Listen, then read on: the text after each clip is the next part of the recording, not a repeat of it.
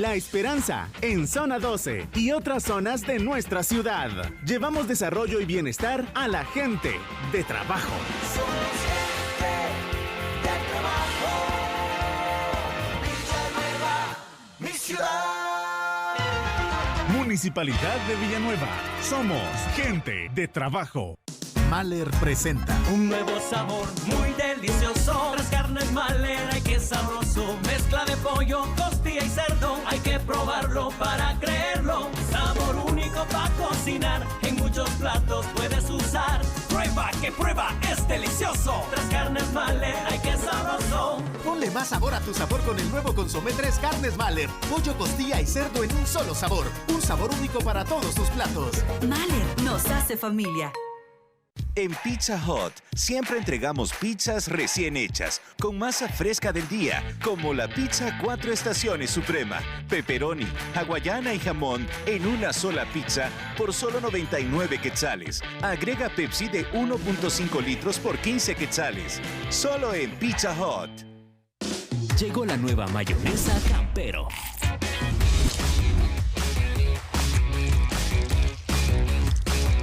Todas tus comidas quedan realmente sabrosas con la nueva mayonesa Campero. Sabor Campero. Llegó la nueva mayonesa Campero.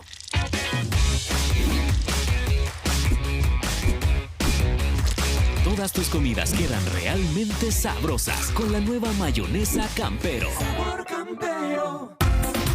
Dale a tus platos el sabor de la combinación perfecta de hierbas y especias naturales del sazonador completo. Rico todo Mahler. Mahler nos hace familia.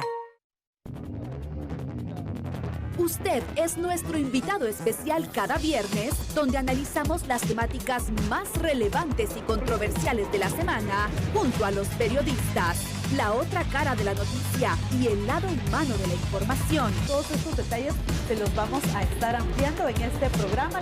Siéntese junto a nosotros, cada viernes a las 17 horas, en Los Periodistas, el programa de análisis de TN23. Las noticias más impactantes, los testimonios más conmovedores. Si Dios permitiera que volviera a caminar nuevamente. La vida de los famosos y el deporte mundial. Todo en un solo lugar. ¿Qué está sucediendo con esos niños que son detenidos cuando tratan de cruzar a los Estados Unidos sin documentos legales? Primer Impacto Extra, todos los sábados a las 2 de la mañana por TN23. La información más completa del deporte internacional, estadísticas deportivas, noticias de los atletas, su vida y los datos curiosos que pasan desapercibidos los encuentra en República Deportiva. Argentina es el campeón.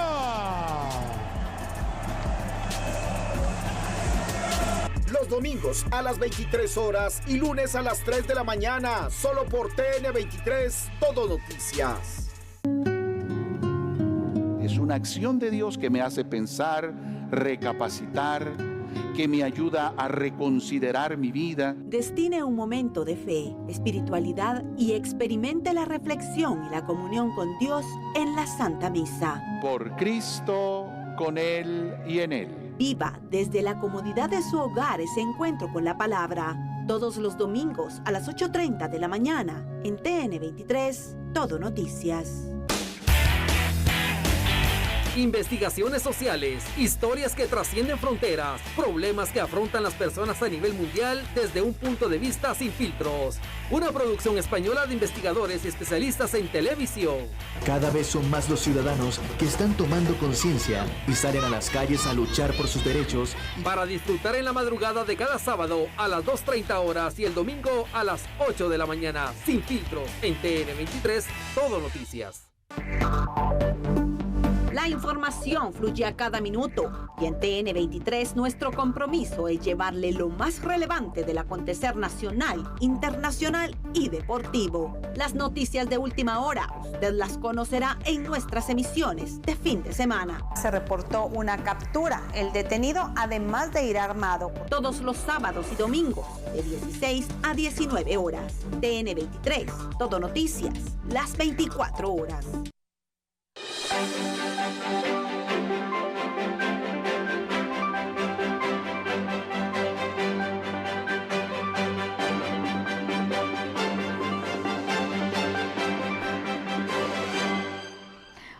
viernes, cerramos así la semana con información y análisis. Gracias por acompañarnos. Uno de los temas que estaremos abordando es el Hospital Temporal del Parque de la Industria. Recuerda que hace 2 años lo habilitaron para la atención de pacientes con COVID-19. Pues bueno, ya 2 años, imagínense. Este y otros temas estaremos analizando con Julia Talamonti. ¿Cómo está, Julia? Buenas noches. Sandy, muy buenas noches. Me da gusto saludarte a ti. Por supuesto, un alto honor saludarle a usted allá en casa. Veo que hoy vienes con los colores oficiales de A la Medida. Excelente. Bueno, otro de los temas, cobra vigencia la ley contra el acoso escolar. Esto es algo muy importante que habrá que analizar. Y otra de las situaciones importantes, ya un mes de que inició aquella guerra que se esperaba que fuera relámpago entre Rusia y Ucrania, pero que se está prolongando bastante.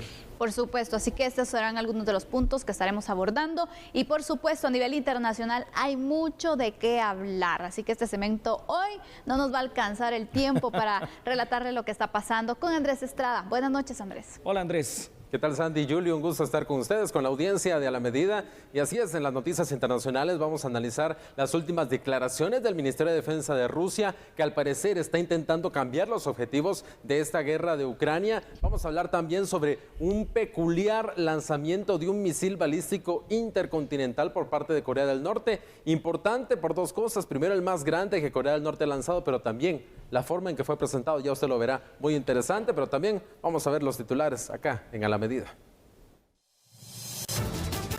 El Hospital Temporal del Parque de la Industria cumple 2 años de funcionamiento, enfrentando el impacto de la pandemia.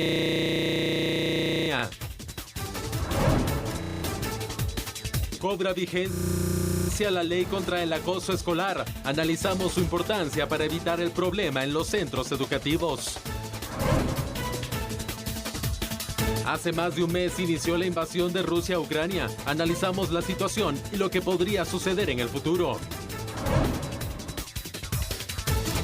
Los abogados con señalamientos presentaron sus pruebas de descargo ante la comisión postuladora para fiscal general. El transporte pesado tendrá restricciones para la Semana Santa. Le presentamos todos los detalles. La Corte Suprema de Justicia nombró al sustituto del juez Pablo Xitumul, quien fue separado del cargo tras perder inmunidad.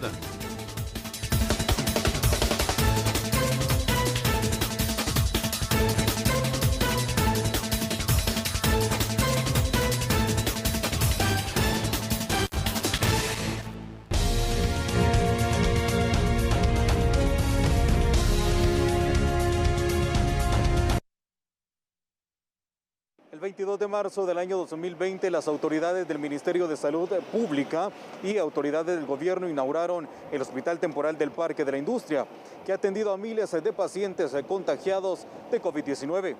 Este día las autoridades se conmemoraron el 2º aniversario de su inauguración. Este fue el hospital emblemático para la atención de la pandemia. Podrá haberse criticado, podrá haberse hablado mucho del hospital, pero creo que el esfuerzo del gobierno, el esfuerzo de sus autoridades y el esfuerzo del personal es latente. Han salvado muchísimas vidas y las han salvado no solo con un trabajo técnico, sino con amor, con entrega, con calidez.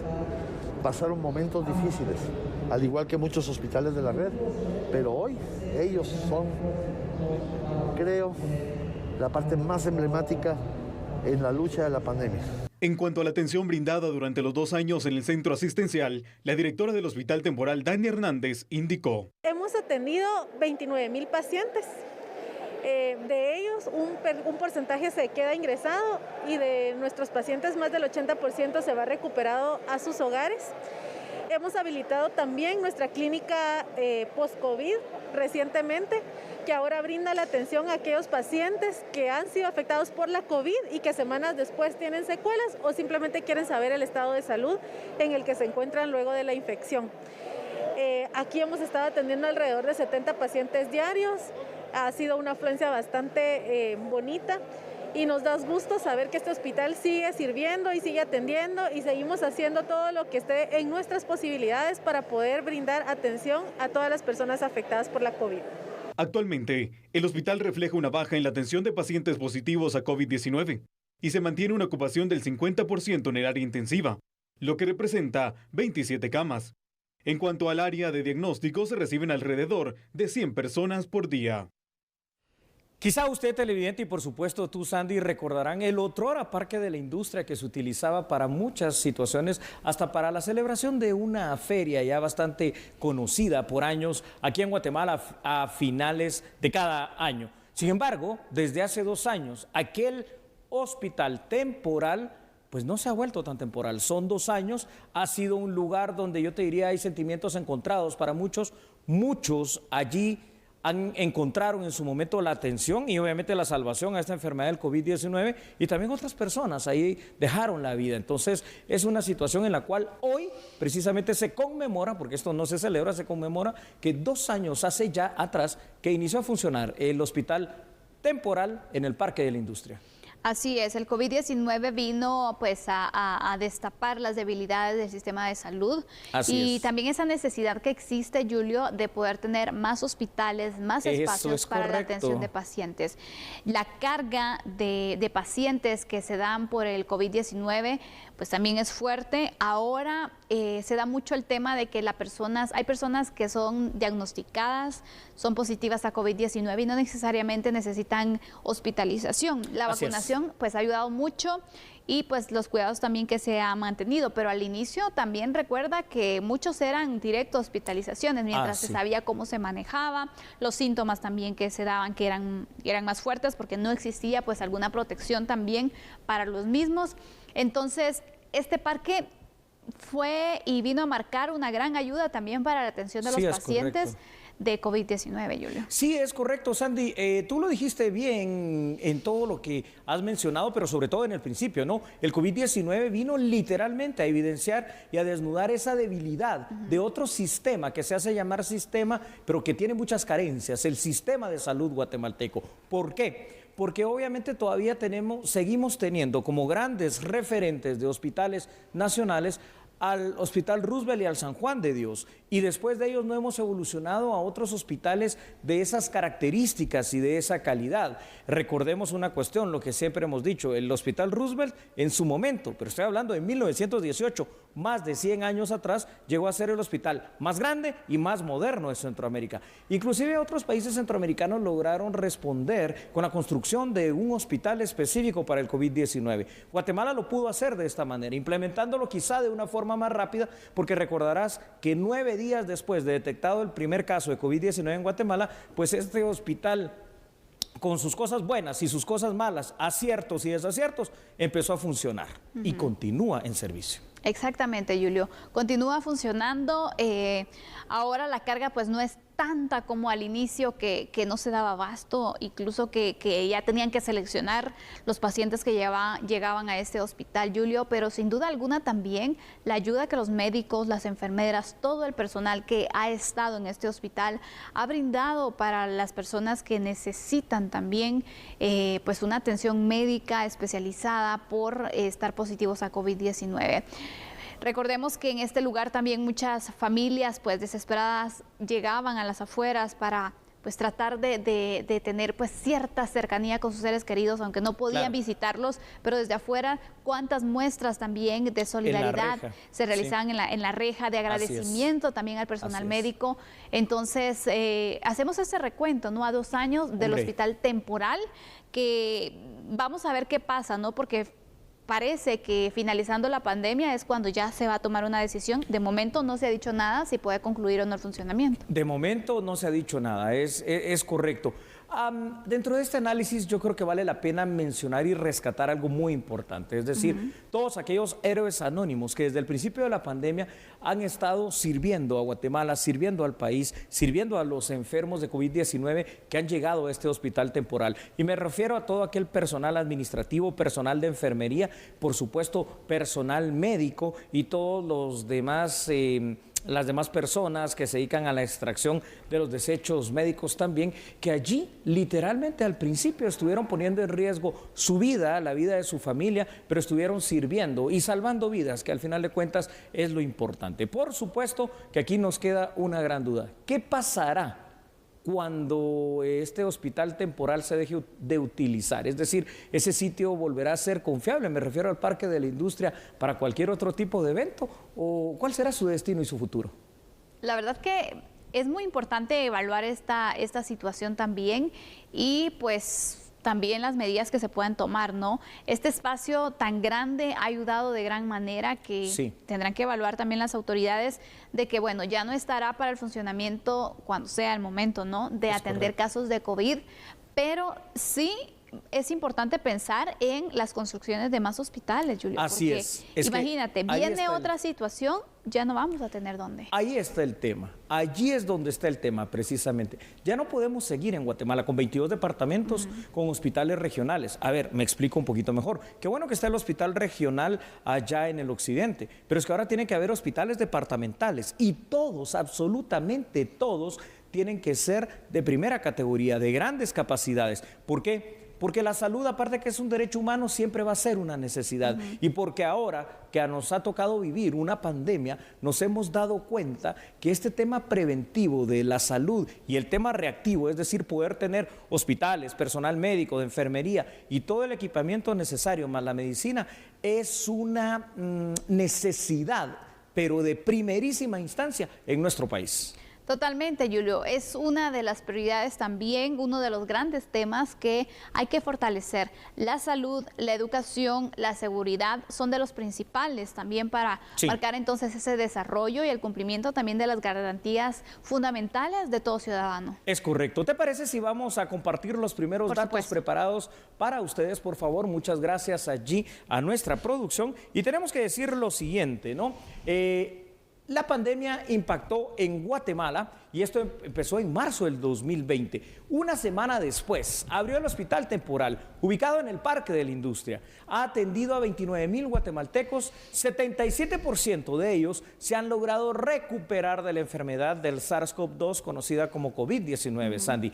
Además, trabajan 805 salubristas en el lugar. Y pedimos por favor a nuestra producción, hoy comandada ya por nuestro compañero Andrés Estrada, que ponga los otros datos de una vez, porque la atención, Sandy, ha ido cambiando y evolucionando en este lugar con el paso del tiempo. Se pasó a atención ambulatoria, se pasó también a pacientes moderados y severos que no necesariamente, como tú decías, tenían que ser hospitalizados como al principio de esta pandemia, y se pasó también a aquel cuadro dramático de los pacientes intensivos, ¿no? Que al principio también de la pandemia fue una situación que causó mucho caos. La ampliación de atención a pacientes post-COVID-19, es decir, aquellos que ya salieron de la enfermedad, pero que tienen secuelas, también ha ido en crecimiento y ahora se trata de un 30% de equipamiento y de atención en este hospital, Sandy.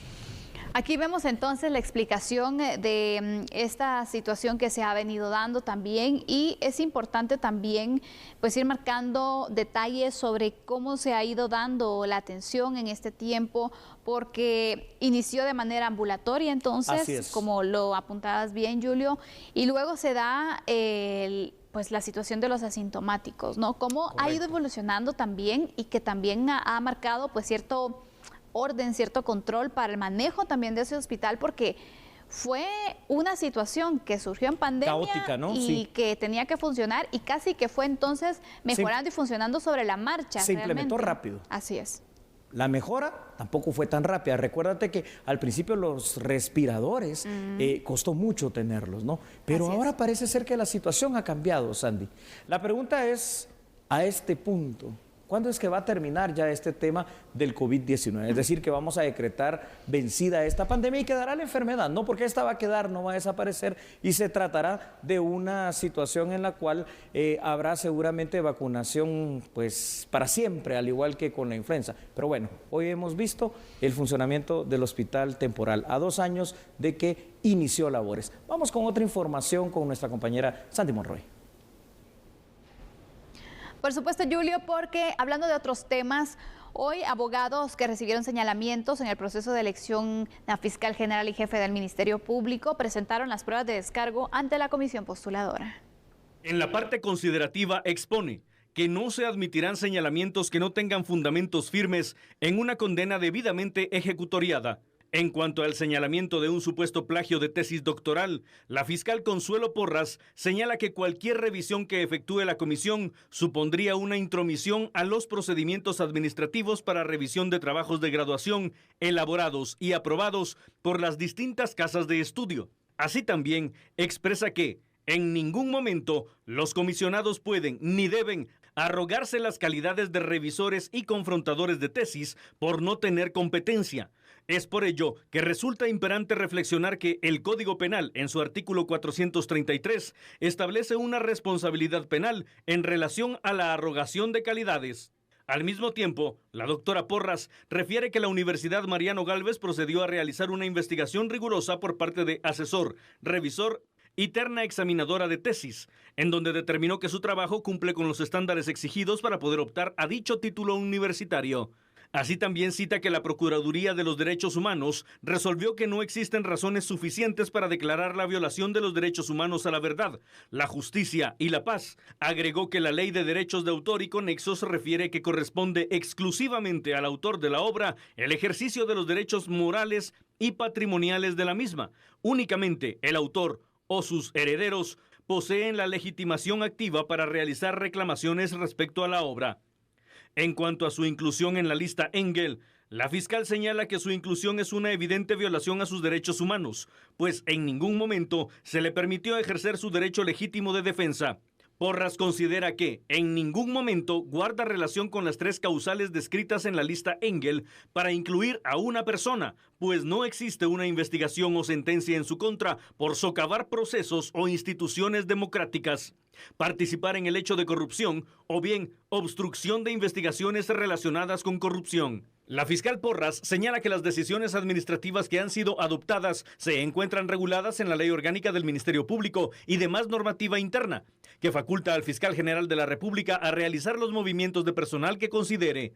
Concluye que es tendencioso incluir a funcionarios públicos en una lista con fines políticos, cuando estos no han sido vencidos en juicio ni sometidos a un proceso judicial, en el cual se respeten todas sus garantías procesales.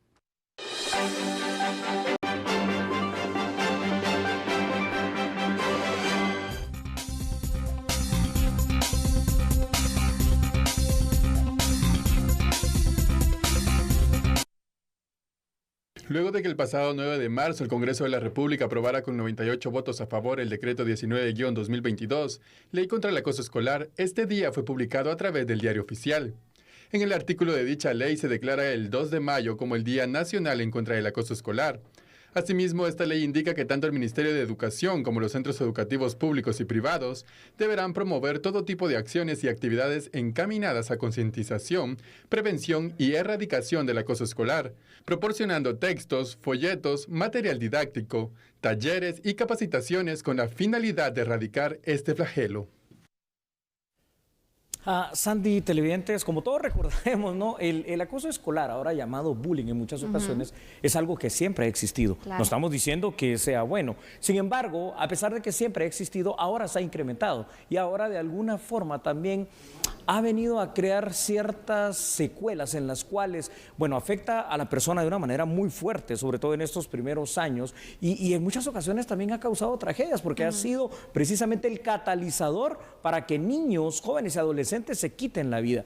Ahora, una ley contra el acoso escolar. Lo tenemos en blanco y negro. Vamos a ver qué acciones se harán para su correcta implementación. Por supuesto, Julio, porque hay que ver que esta situación es un problema grave. Sí. Que si bien probablemente las estadísticas puede que hayan bajado en estos 2 años. Recordemos que estamos en pandemia y donde ¿verdad? Sí. El tema de las clases pues ha variado también. Evidentemente. Pero hay que prepararnos y qué bueno de verdad que finalmente esta ley se logró aprobar en el Congreso de la República y que hoy se publicó porque ese es uno de los requisitos también para que cobre vigencia y se puedan aplicar entonces esas medidas para poder prevenir así el acoso escolar o bien castigar a quienes pues estén involucrados en el mismo, ¿no? Porque, y quienes lo permitan, ¿verdad? Claro. Como autoridades escolares. Y evitamos muertes, evitamos traumas también, Julio, que pueden marcar la vida de toda persona. Sí, claro, porque este tipo de secuelas, este tipo de traumas pueden crear algún deseo de venganza. Veamos algo que no ha pasado aquí en Guatemala, pero que no tenemos que esperar que pase. Aquellas grandes tragedias que se dan en centros escolares estadounidenses, donde vienen estudiantes con armas y empiezan a dispararle a medio mundo y a matar a sus propios compañeros. ¿Por qué? Muchas veces ha sido precisamente por este problema, ¿no? La causa específica. Así que ahora lo tenemos. Yo creo que lo que va a haber que empezar de una manera fuerte, de una manera grande, es dar a conocer este problema. Claro. Pero este problema no solo para los estudiantes, tienen que conocerlo los maestros, las autoridades escolares, tienen que conocerlo los padres de familia y por supuesto los estudiantes en general, todos. ¿Para qué, Sandy? Para saber qué es, para saber qué hacer, para saber cómo actuar, para saber a dónde denunciar. Porque si no, de lo contrario, la ley va a ser una ley muerta. Y yo pregunto, ¿será que la ley ya tiene reglamento? Y si tiene reglamento, ¿tiene presupuesto para este tipo de acciones que estamos mencionando? Porque si no, es una ley que nace muerta. Es que aquí este es el acompañamiento que se debe dar también en el Congreso, Julio, porque mira, está bien que aprueben leyes que son necesarias, está bien entonces que le den este avance en la agenda legislativa, pero toda aprobación que va a representar también pues el desembolso económico tiene que ir acompañada de un análisis y también de una evaluación por parte de finanzas públicas. Así es. No tanto de decir, bueno, ¿será que la aprobamos o no? Por la independencia de poderes, pero sí para que ellos tengan claros entonces que tienen que de alguna manera pues sacar los fondos para que se pueda financiar esta ley, porque a veces entonces hay proyectos que son muy bonitos, que prometen mucho, pero que en la práctica decimos, bueno, entonces, ¿qué pasó? A veces no son tan funcionales también. Entonces, estos son los puntos que se deben de hacer de una forma pues acompañada también y pues evaluar la situación financiera, incluir dentro del análisis para darle pues aprobación y darle pues avance también a los proyectos la situación financiera, ¿no? Eso es primordial, es vital. ¿Por qué? Porque la ley sin acción nace muerta, porque la ley sin situaciones que permitan la sensibilización, la educación y que esto se difunda, va a ser una ley que tampoco va a ser conocida y que va a pasar como tantas otras leyes. Guatemala tiene una cantidad extrema, una cantidad grande de leyes, pero no todas son eficientes, no todas son efectivas por esta misma situación. Yo te propongo algo junto a los televidentes, que veamos los primeros datos preparados para ustedes en este tema. Y es que estamos hablando precisamente del decreto 19/2022, Ley contra el Acoso Escolar. Conocido el acoso escolar en el nombre coloquial que le damos los guatemaltecos y en cualquier parte del mundo como el bullying. ¿Qué es lo que promueve esta ley? ¿A qué se trata? Bueno, a la sana convivencia entre estudiantes. Que bueno, no, este es un anhelo, porque siempre van a haber estudiantes que son pues más traviesos y más pícaros y a veces hasta más ofensivos. O con problemas incluso desde el hogar, ¿no? Traumas que ya traen del hogar, muy bien dicho. Ahora, busca hacer conciencia sobre el impacto del maltrato físico y psicológico y ordena generar campañas de información. Yo te digo algo, fíjate, Sandy, aquí esta ley y ojalá las acciones derivadas de la misma también deberían darle cierta atención, ya sea en lo psicológico y en lo psiquiátrico. Aquellos niños, aquellos jóvenes que se dedican a hacer el bullying, es decir, este tipo de acoso a sus compañeros. ¿Por qué? Porque tú lo mencionabas hace unos instantes apenas, traen problemas desde su hogar que vienen derivados de trauma. ¿Qué tipo de trauma? Bueno, tal vez hogares disfuncionales u hogares donde hay violencia o ¿qué sabemos? ¿Qué tipo de problemas? Vamos con más información, Julio, ¿te parece? Para poder ampliar entonces sobre esta ley. Claro, Sandy, la violencia repetida entre pares, compañeros, compañeras, también con la intención de intimidar y hostigar a otros, se caracteriza por un abuso de poder, es decir, una dominación de uno sobre otro. Puede ser un abuso físico, verbal, psicológico o cibernético. Y esto es bueno, ¿no? Porque el ciberbullying, qué bueno que se contempló. Ahora sí, ya estamos evolucionando a lo moderno y a lo actual en la escritura, es decir, en la parte taxativa de las leyes. No es acoso escolar cuando dos alumnos pelean, eso es una pelea nada más, cuando un alumno agrede a otro esporádicamente o cuando alguien es excluido del grupo. El acoso es algo continuo, constante y permanente. Así es, y aparte de ello, recordemos que es necesario darle acompañamiento desde el punto de vista psicológico también, ¿no? Que creo que va a ser también esencial para que pues pueda prevenirse esta situación. Acompañamiento psicológico no solo a la víctima, aunque debe ser la principal, sino también a todos los estudiantes, porque no sabemos si los problemas, las situaciones de violencia que se pueden estar dando en el entorno del estudiante pueden generar a que sea así, que sea violento y pueda de esta forma descargar esa ira con sus compañeros y puede ser una de las situaciones, así que va a ser importante que los centros educativos empiecen ya a prestarle más atención a la psicología para el trato de sus estudiantes. Vamos ahora con otras noticias. Le quiero avisar algo por si usted no se ha dado cuenta, aunque yo sé que ya se percató. En 15 días estamos en Viernes de Dolores, va a iniciar ya prácticamente la Semana Santa. Y precisamente sobre este tema, este viernes se publicó el acuerdo de las restricciones al transporte pesado para los días de Semana Santa y aquí le detallamos la información en A la Medida. Desde el miércoles santo 13 de abril, a partir de las 12 horas, el transporte pesado no podrá circular en todo el territorio nacional. Hay excepción con los transportes de productos perecederos, combustibles, alimentos y grúas, pero con un permiso especial, según lo dicta el acuerdo publicado en el Diario Oficial. Ministerial 247-2022. En este se establece la restricción del transporte de carga pesada durante la Semana Santa. Este da inicio el miércoles 13 de abril al mediodía y estará finalizando el domingo 17 de abril del presente año a las 24 horas. Esto quiere decir que el transporte de carga no puede circular en todo el territorio nacional y esto se hace con el propósito de que todas las personas que van a viajar a diferentes lugares, centros turísticos o a visitar familiares, pues lo puedan hacer con mayor movilidad y con esto también evitar algún tipo de accidente. Sin embargo, sí pueden circular los transportes que lleven alimentos, productos perecederos como también combustibles, grúas y lo que ellos deben sacar, que es importante mencionar, es un código en la Dirección General de Transportes, porque hemos detectado en años anteriores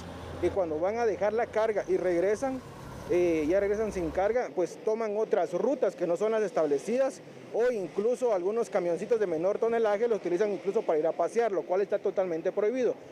Los transportistas que infrinjan esta disposición recibirán una sanción de 1.000 quetzales, según lo señalado por la Dirección General de Transportes.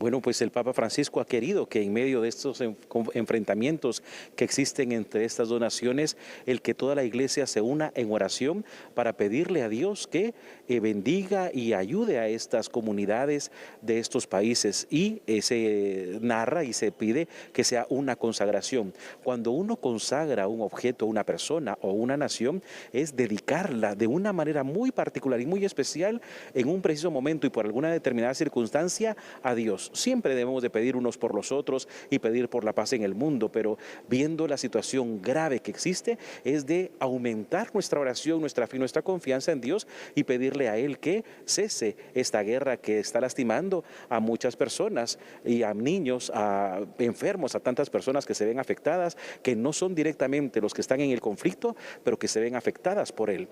En cuanto a las rogativas que se hacen en Guatemala por el cese del enfrentamiento entre los dos países, el presbítero indicó: Muchos días ya se ha pedido y en nuestras Eucaristías, incluso hay una Eucaristía que se pide por la paz del mundo, la paz en los hogares. Y no solamente es ver a aquellos países de Ucrania y Rusia enfrentados, sino también nuestros hogares. Bueno, fuera de la intención que es buena, ¿no?, de mis hermanos de la religión católica en ese sentido, que están haciendo estas rogativas y estas consagraciones para que finalice esa guerra, Sandy, aquí hay que pasar a las acciones concretas y ver qué es lo que está pasando. En un inicio, seguramente aquí hay dos escenarios. O en un inicio Putin pensó que iba a someter Ucrania de una manera rápida y veloz y esto se ha ido virando, ha ido cambiando y ha sido un fiasco para él y ahora ya no puede retroceder, o simple y sencillamente era parte de esos objetivos estratégicos, el no hacer una guerra relámpago como quizá todos pensamos en un inicio, e ir por las ciudades, digamos, más importantes de Ucrania hasta asfixiarlos y tratar de tomar la capital Kiev. Sea como sea, lo seguro es que está costando heridos, muertos, y no se mira que la guerra vaya a finalizar pronto. Exactamente, Julio. Realmente no hay todavía una esperanza que pueda marcar el fin de esta guerra que se ha dado, que ha cobrado varias vidas, como tú lo enmarcabas también, y que lamentablemente, Julio, también se ha dado la situación que los ucranianos han tenido que dejar absolutamente todo. Wow. Sí, eso es cierto. Pues desplazarse a distintos países. Guatemala les ha brindado también ese abrigo, ese refugio para que ellos puedan pues protegerse, estar a salvo. Así es. Y qué difícil, porque imaginémonos nosotros, tanto que nos haya costado tener pues una casa, tener algo, nuestra ¿verdad? familia, y que de repente vivamos una situación así, que lo perdamos todo, absolutamente todo, Así es. y que incluso perdamos a seres queridos por situaciones que ni siquiera pues tenemos alguna culpa, y aparte de ello es que ni siquiera se conozca a ciencia cierta qué es el motivo que ha originado este conflicto, porque realmente no hay una claridad, Julio, sobre los objetivos de seguir con tanta muerte. Sí, bueno, algunos de ellos los marcaba, digamos, como justificación Vladimir Putin en su ocasión, ¿no? Desnazificar y desmilitarizar a Ucrania, cosa que yo creo que no ha logrado ni uno ni otro. No. Algo de lo triste de toda guerra, Sandy, primero es que deja muerte. Claro. Deja luto. Así es, vemos entonces cómo es que esta situación se va saliendo de control y que hay muchas excusas que se plantean para poder pues justificar este fuego cruzado, justificar los ataques constantes, también justificar las muertes, pero no creo que exista, Julio, una justificación real para pues tener tanta violencia y dirigir tantos ataques también en contra de Ucrania. Ya no tiene sentido continuar con esta situación. Ya muchos países han hecho el llamado a Rusia para que detenga el ataque, pero pues no existe pues una voluntad de poder hacerlo. Y es que no existe, creo yo, por el momento al menos, una voluntad de querer hacerlo como tú dices, porque no veo acciones concretas también, ¿no? Aquí todos se pronuncian, pero ¿realmente quién ayuda? ¿Realmente quién hace algo? Pues Ucrania se ha estado defendiendo, ¿no? De una manera valerosa. Hay algunos países, ¿no?, que le han brindado apoyo, le han mandado armas, por ejemplo. Pero me mandas armas y se las doy ¿a quién? A los civiles. Sé que están preparados, pero de alguna manera mejor me mandas las armas con los militares en todo caso, o los aviones que ha pedido Zelensky en tantas ocasiones. Creo que ha llegado el momento precisamente de ver los primeros datos preparados. Por supuesto, adelante, Julio. Gracias, Sandy. Y es que aquí es importante lo que vamos a analizar en este instante. ¿Por qué? Transcurrido un mes, Sandy, prácticamente ya con 2 días del inicio de la guerra, son las 5 de la mañana más o menos allá en Ucrania en este momento, entre Rusia y Ucrania, aparentemente la misma se está volviendo más larga de lo esperado. Sin embargo, es evidente que la estrategia rusa apostaba más a asegurar el apoderarse de las principales ciudades que a una guerra relámpago. Importante, Sandy, analizar al día de hoy el plano internacional y las posturas de las potencias. Importante resaltar que el día de hoy un actor crucial en el mundo, en este caso el presidente Joe Biden, llegó a Polonia y se reunió con sus tropas. ¿Qué es lo que eso significa? Bueno, ya lo veremos en los próximos días. Así es, Julio. Vamos a ver entonces qué solución se da a esta situación. ¿Hay esperanza para Ucrania? Vamos a darle seguimiento y por supuesto recuérdese que en las noticias internacionales Andrés Estrada también trata estos temas para que usted esté pendiente. Vamos ahora con otras noticias. Y vamos a ir con un enlace con uno de nuestros periodistas, José Martínez, porque se ha dado la captura de una mujer agente de la Policía Nacional Civil involucrada con un hecho relacionado con un turista colombiano en el Aeropuerto Internacional La Aurora. Así que él nos tiene los detalles sobre este caso y sobre los señalamientos también en contra de la agente de la Policía Nacional Civil. Buenas noches, José Martínez. Adelante con la información.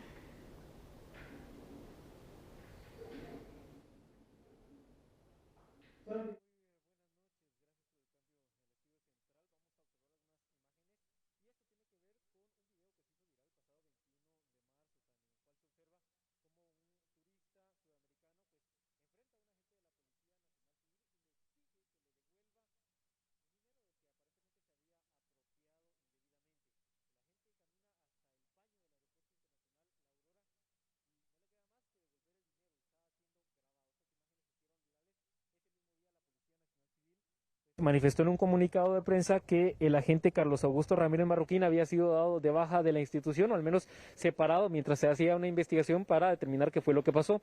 Hoy el Ministerio Público, Sandy, ha informado que se llevaron a cabo algunas diligencias, entre estas la captura de la agente de la Policía Nacional Civil, Alejandra del Pilar Reyes Pérez por los delitos de abuso de autoridad, incumplimiento de deberes y omisión de denuncia. Aparentemente ella pues está involucrada en el sentido de no haber denunciado a su compañero. Aparentemente pues ella tenía cierto rango en la División de Protección de Puertos y Aeropuertos de IPAFRON de la Policía Nacional Civil, los que están delegados en el aeropuerto, y omitió la denuncia en contra de su compañero. En este sentido, Sandy ha informado al Ministerio Público que hoy la Fiscalía de Delitos Transnacionales efectuó un allanamiento en el inmueble ubicado en la aldea San Antonio, municipio y departamento de Jutiapa, con el objetivo de capturar al agente de Policía Nacional Civil, Carlos Augusto Ramírez Marroquín. Pero ¿qué cree usted, amigo televidente? Cuando ellos llegaron, pues saludos les había dejado porque ya ni siquiera estaba en ese domicilio. Se había dado a la fuga, él no fue identificado ni fue localizado en ese domicilio.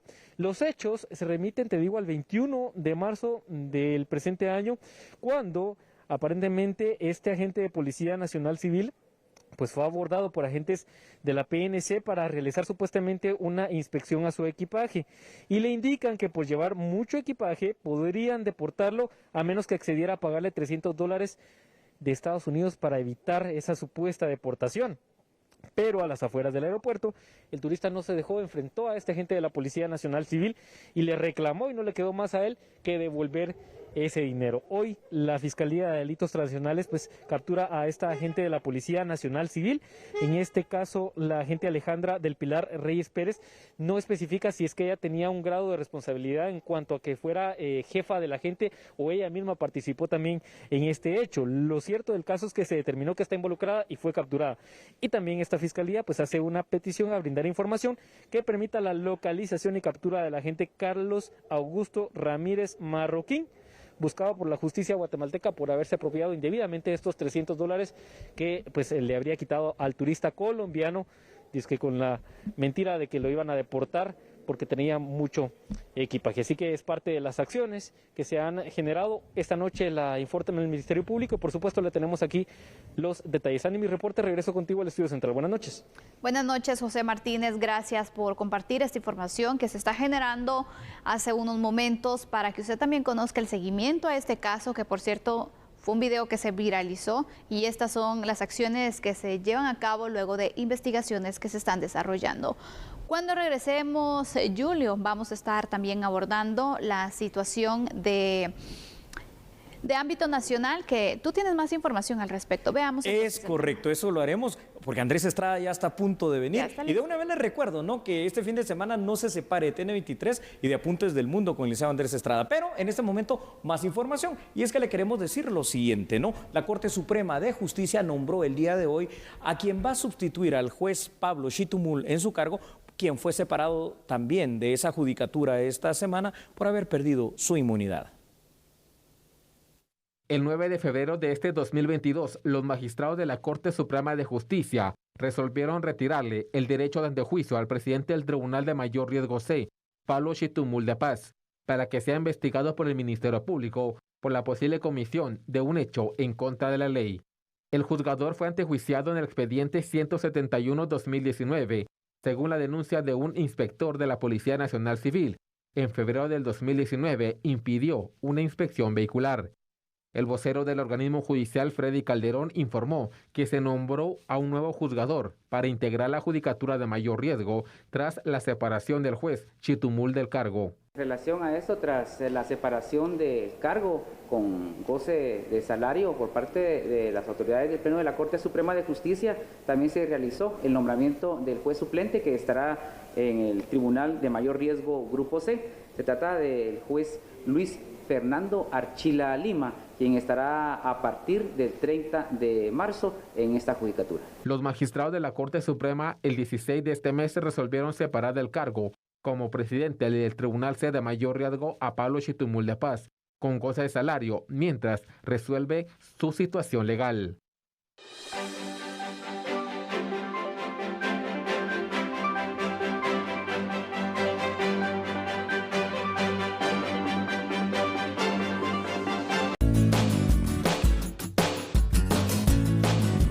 Para la fecha de hoy, 25 de marzo de 2022, este es el tipo de cambio del dólar estadounidense según el sitio Infodólar y el Vanguard. Compra 7 quetzales con 51 centavos. Venta 7 quetzales con 68 centavos. Revisamos ahora el tipo de cambio del euro. Para este 25 de marzo, según el sitio Infodólar, compra 7 quetzales con 89 centavos. Venta 9 quetzales con 57 centavos.